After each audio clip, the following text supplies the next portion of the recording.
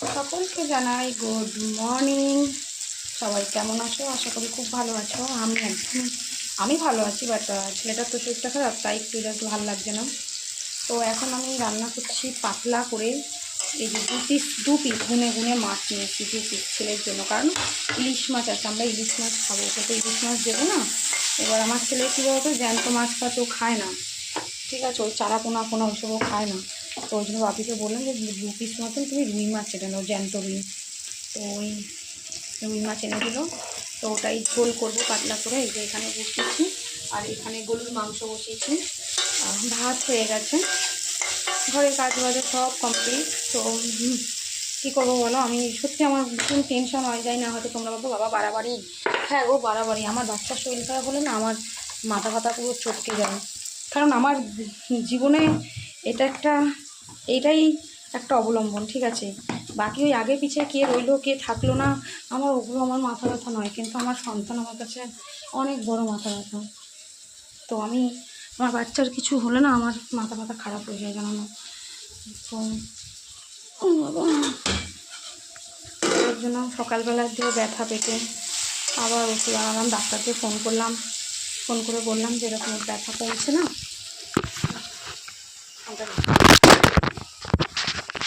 তিনটে ফোন পড়েই গেছে, চিন্তা করে আমার কাজকর্ম মানে মাথা ব্যথা না পুরো আমার চটকে যাচ্ছে। তো এই যে 2 পিস পেটির মাছ এনেছে বাপি, এনে দিয়েছে ওর জন্য, ঠিক আছে, আমাদের নয়। তো ডাক্তারকে আবার ফোন করলাম, ফোন করে বললাম যে ওর ব্যথা কমছে না। তো ডাক্তারবাবু আবার ওষুধ চেঞ্জ করে দিল, করে ওষুধটা খাওয়ানোতে এখন একটু ব্যথাটা কম আছে। তো এই হচ্ছে ব্যাপার, খুব চিন্তায় থাকি, জানো তো। একটু এদিক ওদিক বলে না, সেটা আমি সবসময় চেষ্টা করি সব দিক থেকে, বিশ্বাস করো। আমি চেষ্টা করি যাতে ওর কোনো রকম কোনো শরীর টরীর না খারাপ হবে। দেখো শরীর থাকা তো খারাপ হবে, এবার ছোটো মানুষ তো মেনটেন করে খাওয়ার দাওয়ার খায় না, একটু উল্টোপাল্টা হয়ে যায়। আমরা যেমন একটু আমরাই আমার মুখ বাঁধতে পারি না, আমার বাচ্চা কি বাঁধবে।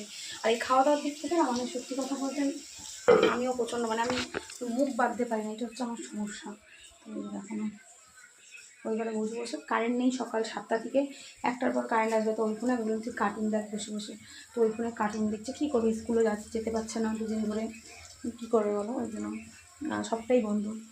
তো যাই হোক, চলো রান্নাটা করি। আর আমার ওই ঘরে বাথরুমের টাইলস লাগানো কমপ্লিট হয়ে গেছে, আজকে কোমরটা লাগাবো, টোটাল লাগিয়ে নিই, তারপরে তোমাদেরকে আমি টোটালটা শেয়ার করছি, ঠিক আছে।